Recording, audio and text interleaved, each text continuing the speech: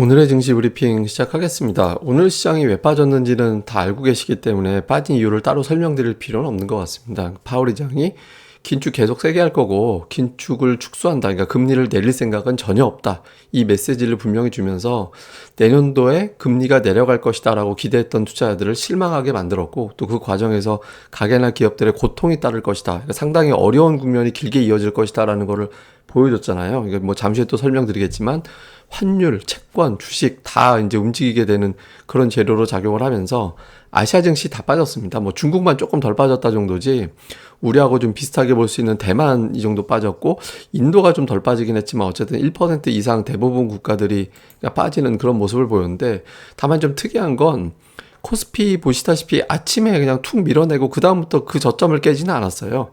예, 딱 이제 빠진 상태에서 그냥 그만큼 한 위아래로 10포인트 정도에서 움직여서 파월 재료만 가지고 오늘 때릴 수 있는 폭은 딱 50포인트 정도였다. 그러니까 그 다음부터는 이제 다른 재료, 그러니까 파월 의장이 금리를 내린다 소리는 안 했지만 무한정 올릴 거라는 얘기도 안 했잖아요. 그러니까 금리 상승이 어느 정도 진행이 되고 어느 정도에서 끝날 거냐. 이거 물가지표 봐야 되는 거죠. 그러니까 그걸 보고서 가늠해 보자라는 의미에서 일단 빠지긴 했지만 추가적으로 아침 이후에 더 빠지지는 않았던 것 같습니다. 그리고 또 하나 이제 투자들이 주목한 건 대장주가 과연 어떻게 될 거냐라는 거잖아요. 제가 이제 삼성전자 말씀드리면서 한 5만 9천 원 정도 이제 부근이 되게 중요하다라고 말씀을 드렸는데 삼성전자도 거의 똑같았어요. 코스피하고 그냥 쭉 일자로 가는 그러니까 58,800원 정도 근처에서 위아래로 진동만 하는 그런 형태를 보였거든요.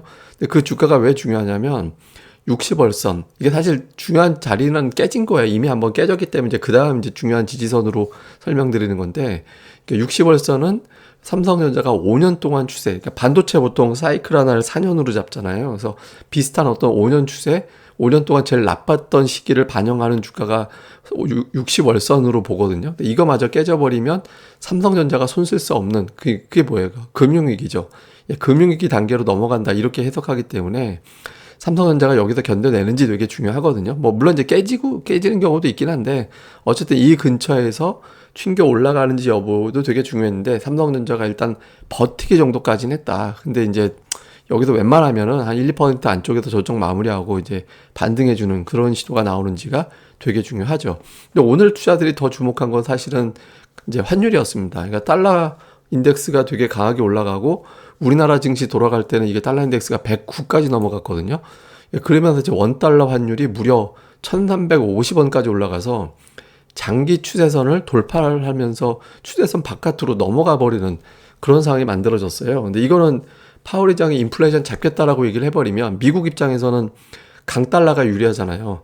예, 왜냐하면 이제 강달러 환율이 강하다. 우리나라로 치면 이렇게 생각하시면 됩니다. 그러니까 우리나라 환율이 만약에 강하다, 약하다 이걸 기준으로 설명을 드리면 1달러가 1,000원이고 유가가 배럴당 100달러다. 그러면 1배럴 수입하는데 비용이 10만 원이 들잖아요.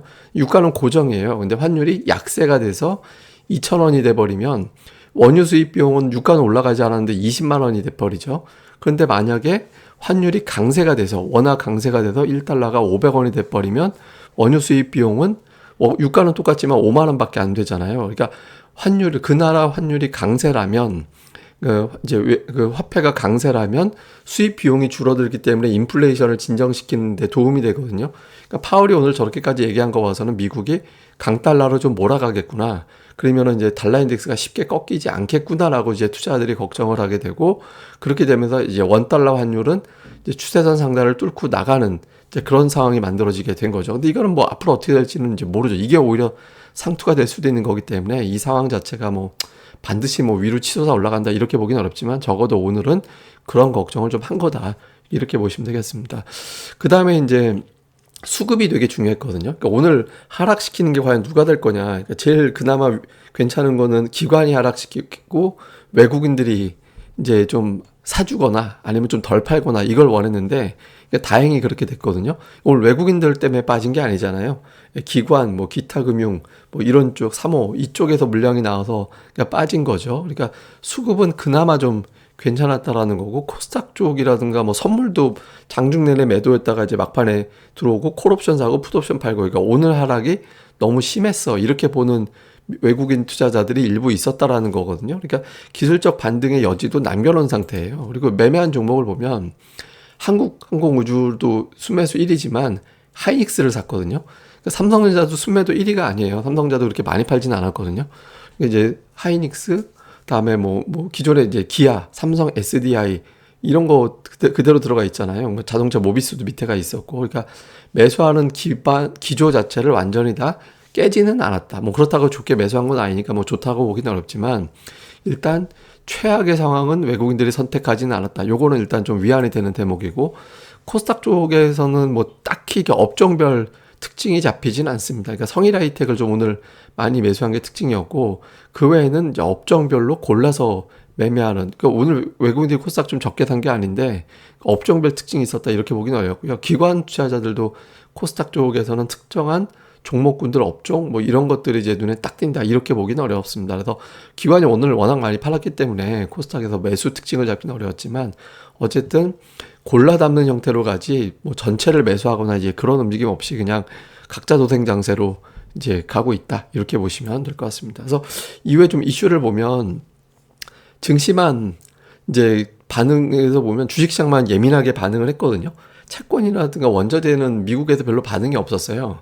예, 뭐, 그러니까 아예 없었던 건 아니지만, 그러니까 주식에 비해서는 상대적으로 고요했거든요. 그러니까 앞으로 어떻게 될 거냐, 당장 오늘 저녁에.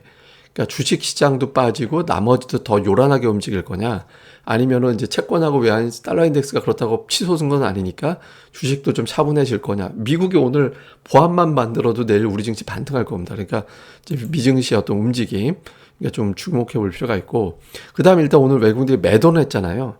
예, 그러니까 연속 매수는 아니지만 매도했는데 외국인들이 좀처럼 연속 매도는 잘 안 했었거든요. 그러니까 이제 바로 화요일장에서 만약에 외국인들이 매수로 들어온다면 파월 쇼크 이걸로 끝 그러면서 이제 또 바로 반등이 되는 거고, 내일부터 매도를 시작해서 순매도 2천억 원 이상의 매도가 나온다면 증시는 2,400을 훌쩍 내려가는 그런 형태가 되고, 당분간 뭐 다음 달 FOMC 때까지는 박스권 이상은, 그러니까 레벨 다운된 박스권 이상은 어렵다 이렇게 봐야 될 것 같습니다. 근데 이제 외국인들이 매수로 들어온다면 오늘 저점이 이번 조정의 저점이 될 수도 있는 거죠. 그 다음에 이제 삼성전자가 아까 제가 차트로 보여드렸듯이 58,800원 정확하게 얘기하면 어쨌든 그 위치에서 과연 방어가 될 거냐. 그러니까 지금에서 이제 삼성전자가 더 안 빠지면 되거든요. 얘가 견뎌줘야 다른 종목들도 움직이는 거니까 요 흐름도 중요합니다. 그리고 오늘 특징주가 사실 별로 없어요. 왜냐하면 방산원전이라고는 하지만 이것도 종목들별로 일부만 움직인 건지 워낙 하락 종목이 많았기 때문에 뭐 이거는 이렇게 크게 의미를 두기는 어려울 것 같습니다. 그리고 제가 오늘 장중에 텔레그램으로는 한번 보내드린 건데, 오늘 코스닥 하락 종목 수 역대 6위 기록이 나왔어요.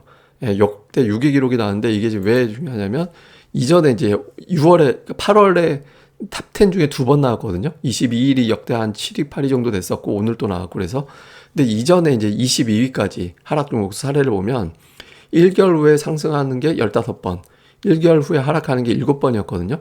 상승 확률이 68%에 평균 4.9%가 올랐어요. 그리고 이거 이제 하락률 상위 탑5에 6번, 탑5 중에서 4번이 6월에 나왔거든요. 그러니까 6월에 그 어마어마한 하락이 나왔는데 돌이켜보면 7월부터 반등이 나왔었잖아요. 그래서 이렇게 투매가 나오면 이제 보통 돌아서긴 하는데, 이번 어떤 하락에 과연 지난주부터 하락 종목 1000개 이상이 빈번했죠. 그러니까 이 하락에 과연 신용이 얼마나 털어졌느냐. 그러니까 이것도 되게 중요한 이제 좀 관전 포인트가 될 것 같습니다. 왜냐면 이제 조금만 더 빠지면 이제 신용 물량들이 마구 쏟아져 나올 수도 있어서 이제 요 정도에서 이제 코스닥이 조금 방어가 되고, 한 번, 두 번 더 빠지면 이제 과매도권 ADR상 나오거든요. 그래서 조금 한두 번 정도 흔들리고 나서 이제 거기서 좀 방어해주는 모양새가 지금으로서는 제일 낫죠.